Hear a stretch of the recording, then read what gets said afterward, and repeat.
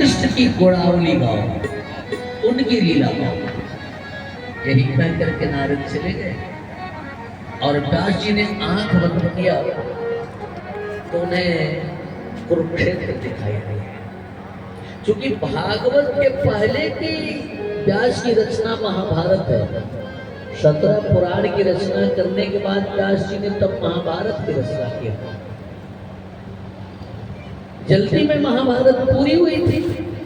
अब जब वही सब महाभारत का दृश्य उनकी आंखों में था, जब उन्होंने आंख बंद किया ना तो महाभारत का अंतिम दृश्य उनको दिखाई दिया। अंतिम दृश्य समझ रहे हैं ना? भीम की गदा से दुर्योधन की जंगा टूटी है, करार। ठीक उसी समय अश्वत्थामा पहुंचा, गुरुपुत्र अश्वत्थामा, द्रोणाचार्य का पुत्र अश्वत्थामा। देखा इस तरह से महाराज जो आते हुए अगर आपके लिए मैं कुछ कर सकता हूं तो बहुत युवराज। दुर्योधन ने कहा भी मैं मरा नहीं हूं, आपको मैं अपना अंतिम सेनापति नियुक्त करता हूं। एक बात सुन लो गुरुपुत्र, मैं 100 भाई था, हर कोई मर गया, मैं भी जा रहा हूं। और मेरे शत्रु 5 भाई थे, 5 के 5 बचे हुए हैं। काश 5 में से एक भी कम हो जाता तो मेरी अंत की यात्रा सुगम हो जाती। अगर मेरे लिए कुछ कर सकते हो तो मेरे 5 शत्रु में से एक को कम कर दो। अश्वत्थामा ने कहा जरूर कम करूंगा। वचन तो दे दिया, लेकिन कैसे कम करे? वो जानता है कि भगवान जिसकी रक्षा कर रहे हैं उसका कोई कुछ नहीं बिगाड़ सकता। याद आई एक नीति, काक को रोकन न्याय। न्याय में काक को रोकन न्याय भी है। न्याय पढ़ा कि नहीं आपको? से व्याकरण है, न्याय है। तो कौवा में और उल्लू में पटती नहीं है। कौवा रात में नहीं देखता है, उल्लू दिन में नहीं देखता है। एक उल्लू कोटर से निकला तो कौवा ने उसे मारने के लिए दौड़ा लिया, भाग के कोटर में गया, कहा बच्चा घबराओ नहीं, रात भी होगी। और जब रात आई, उल्लू कोटर से निकला तो किसी भी कौवा को पेड़ पर नहीं बैठने दे रहा, सबको मार मार के भगा रहा। अश्वत्थामा सोचा कि धर्म युद्ध में तो पांडवों को नहीं पराजित कर सकता, लेकिन अधर्म के पथ पर चलकर मैं मारूंगा, रात में मारूंगा। और यह बात भगवान ने जान लिया तो महाराज युधिष्ठिर के पास पहुंचे और कहा भैया कहा देखो जब विजय की पहली रात है, चलो बाहर हम लोग धूमधाम से उत्सव मनाते हैं। और उत्सव मनाने के लिए गए, इधर शिविर में पहुंचा अश्वत्थामा तो उसे लगा कि 5 पांडव सो रहे हैं। हाँ, सैया पर कोई सो रहा था। कौन? इन 5 पांडवों के अंश से द्रौपदी के गर्भ से 5 पुत्र हुए थे, बिल्कुल अपने पिता के जैसे। पापी अश्वत्थामा को लगा कि पांडव ही सो रहे हैं, तरकश से तीर निकाला, साहब खींच करके मार दिया। 5 नरधानों की छाती में तीर चुभा, तलवार निकाला और सिर काट कर ले गए। अपने मुकुट की मणि के प्रकाश में जब दुर्योधन ने देखा तो पता चला कि ये पांडव नहीं है, पांडव के पुत्र है। अंतरात्मा वहां दुर्योधन की चीखी है, निकाला है कि पापी तूने ये क्या किया? अगर ये जीवित रहते तो कम से कम तेरे पूर्वजों को पानी तो देते हैं। तू इतना पापी निकला कि तूने सत्ता के मत में लोक में पूरे कुल का विनाश कर दिया। बोल पड़ा अश्वत्थामा, ये पांडव नहीं है रे, पांडवों के पुत्र हैं। और ये उसके अंतिम वाक्य थे, प्राण पखेरु उड़ गए। अश्वत्थामा भागा, अगर पांडव जीवित हैं तो फिर मैं नहीं जीवित बच नहीं पाऊंगा। अच्छा, भगवान ने भी दिव्य दृष्टि से जान लिया कि लीला हो गई है, तो युधिष्ठिर से बोले भैया चलो, बहुत रात हो गई। और जब शिविर के नजदीक पहुंचे तो किसी नारी के रोने की आवाज सुनाई दी, पांव तेज हो गए। जब और नजदीक पहुंचे तो आवाज जानी पहचानी सी लगी भैया। दौड़ने लगे, लेकिन जब शिविर में पहुंचे ना तो एकदम जड़वत हो गए, अचानक सबके पांव रुक गए। शिविर में जो दृश्य दिखा ना, कहना क्या, द्रौपदी छाती पीट पीट के रो रही है, पूरा शिविर खून से भरा हुआ। आप कहोगे क्यों? आप उस मां की अंतर्वेदना की कल्पना कर सकते हैं जिसके सामने उसके 5 बेटों की लाश पड़ी हो, लेकिन लाश में सिर न हो। सच्चिदानंद भैया, मां होती है ना, अपने बेटों की अंतिम यात्रा में अगर उसके ललाट पर प्यार का एक चुंबन अंकित कर पाए तो उस मां के भाव जगत की क्या दशा होगी। थपक कर रो रही थी द्रौपदी।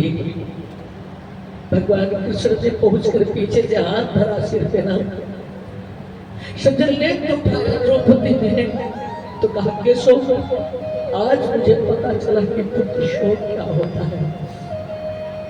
एक नहीं हम, आखिर मेरे बेटों ने किसी का क्या बिगाड़ा। द्रौपदी के इस विषाद को देख करके अर्जुन ने प्रतिज्ञा कर लिया कि द्रौपदी, जिसने भी आपको कृत्य किया है उसे तुम्हारे सामने ला करके मैं मृत्यु दंड दूंगा। और रथ दौड़ाया, अश्वत्थामा को पकड़ा तो जैसे बलि का पशु बांध कर लाया जाता है ना, ऐसे बांध कर घसीटते हुए लाए और द्रौपदी के सामने खड़ा कर दिया। देवियां बैठी हैं, ये बड़ी उदार हुआ करती, बड़ी दयालु हुआ करती हैं, लेकिन कथा में बात तो नहीं करनी चाहिए, बड़ा दोष लगता है कथा में बतलाने पर। क्योंकि बतलाने पे व्यक्ति स्वयं भी नहीं कथा सुन पाता है और जिससे बतलाता है उसको भी नहीं सुनने देता है, इसलिए बात नहीं करनी चाहिए। तो मैं एक निवेदन कर रहा था कि जब अश्वत्थामा को अर्जुन ने बांध कर रस्सियों में बांध कर द्रौपदी के सामने ला करके खड़ा किया ना, द्रौपदी दौड़कर अश्वत्थामा के बंधन खोल दे, मुझता इन्हें मुक्त कर दो ना, इनको क्यों बांध करके लाए?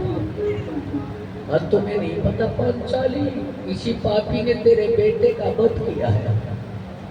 नहीं, ब्राह्मणो नित्य राम गुरु, ब्राह्मण तो सबका गुरु होता है और गुरु किसी का वध कैसे कर सकता है? इसलिए ऐसा नहीं किया होगा, जल्दी से मुक्त कर दो नहीं से। अर्जुन ने कहा बावली हो गई, पगली हो गई क्या? कहा पगली, अगर पगली ही होती तो इतनी विचार वेदना क्यों होती? हद तो क्यों कह रही है कि इस पापी को छोड़ दो? रोते हुए द्रौपदी ने कहा कि मैं नहीं चाहती कि पुत्र का जो शोक मुझे हुआ है वही शोक इस पापी की मां को भी। मारो दीनस्य जननी गौतमी पति देवता, महाभारत का युद्ध कराने वाली द्रौपदी जब उसके अपने बेटे गए तब आज उसे पता चला कि पुत्र की पीड़ा क्या होती है। तब उसे आज पता चला कि मां की गूंज सुनी हो जाए तो उस विषाद को कैसे बर्दाश्त किया जाए।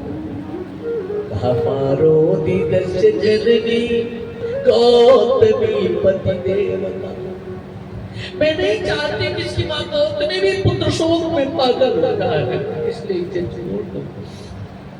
लेकिन अर्जुन ने प्रतिज्ञा किया था, प्रतिज्ञा पूरी नहीं करते तो फिर नरक में जाना पड़ता।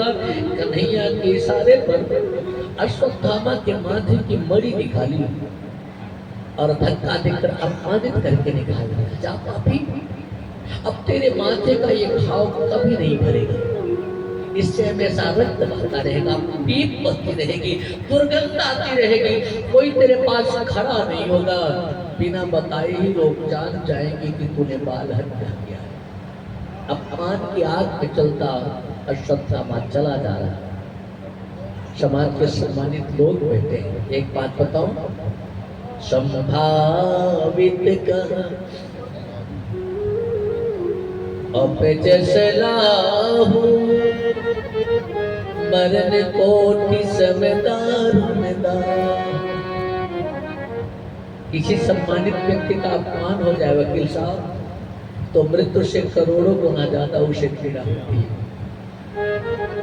अश्वत्थामा ने कहा दुनिया मुझे बाल हत्यारा कहेगी, मैंने पांडवों के कुल का विनाश कर दिया। अचानक उसकी बुद्धि ने कहा अभी पूरा कुल नहीं नष्ट हुआ, एक बच रहा है। कौन? कहा वो अपनी माँ के पेट में है। अभिमन्यु की विधवा उत्तरा मां बनने वाली है। और दूसरे दिन उत्तरा के गर्भ को लक्ष्य करके उस पापी ने ब्रह्मास्त्र चला दिया। ब्रह्मास्त्र को पाया और द्वारिकाधीश उस दिन द्वारिका जाने को तैयार थे। रथ की तरफ बढ़े तो पांचों पांडव द्रौपदी कुंती सब उन्हें छोड़ने जा रहे थे। अचानक पांडव शिविर की तरफ से किसी महिला के चीखने की आवाज आई और जब मुड़ करके देखा ना तो उत्तरा श्वेत कपड़े में लिपटी हुई पागलों की तरफ भागती चली आ रही है, जैसे मृत्यु ने दौड़ा लिया हो। और भागती हुई वह देवी आई ही तो भगवान की चरणों से मुख से एक ही शब्द निकलते हैं, मेरी रक्षा करो केशव, मेरी रक्षा करो। पाहि पाहि महायोगी देव देव जगतपते, मेरी रक्षा करो। नान्यं त्वद्भयं पश्ये यत्र मृत्युः परस्परम्। आप सुमृत हो ना सरकार, इसलिए मैं आपकी शरण में आई हूँ। मैं जानती हूँ कि जो आपकी शरण में आ जाता है उसका कोई बाल भी बांका नहीं कर सकता है।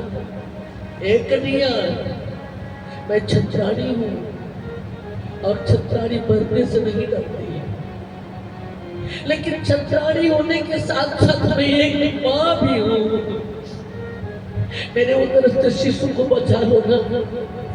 एक माँ जब पैदा करके भीख मांग रही है, मेरे बच्चे की रक्षा कर लो कन्हैया, मेरे बच्चे को बचा दो, मेरे बच्चे को बचा दो। पढ़न आता है ना कि भगवान अंगूठे के बराबर का छोटा सा रूप धरे और उत्तरा के गर्भ में प्रवेश करके इतनी तेजी के साथ गदा घुमाया कि ब्रह्मास्त्र शांत हो गया। लेकिन ब्रह्मास्त्र भी अमोघ होता है सच्चिदानंद भैया, अपना लक्ष्य भेद कर ही लौटता है। बच्चा पैदा हुआ तो मरा हुआ था। अब जब मरे हुए बच्चे के मुखमंडल को निहारा उत्तरा ने ना, तो एक मां के हृदय से निकली विशाल ममता फपक करके रो पड़ी और भगवान को लाना दिया कि केशव, तुम्हारी शरण में आने के बाद भी मेरा बच्चा नहीं बच सका। इस पर यह घोषणा करते हो कि जो शरण में आता है उसकी रक्षा करते हो। अपनी घोषणा वापस ले लो, कभी वापस ले लो। भगवान ने कहा इतना तो नहीं है, कुमार को इधर तो ला। बच्चे को गोद में लिया भगवान ने, तो जगाने लगे, उस मरे बच्चों को जगाने लगे। कहा लग रहा है कि जैसे ये सो रहा है, जागो ना कुमार, जागो ना। और इसी क्रम में बच्चे के गाल पे भगवान ने धीरे से एक थप्पड़ मारा। जागता क्यों नहीं, तेरी मां रो रही है। और जब बच्चे के गाल पे थप्पड़ लगी ना, तो मरा हुआ बच्चा जीवित हो गया और रोने लगा। भगवान बोले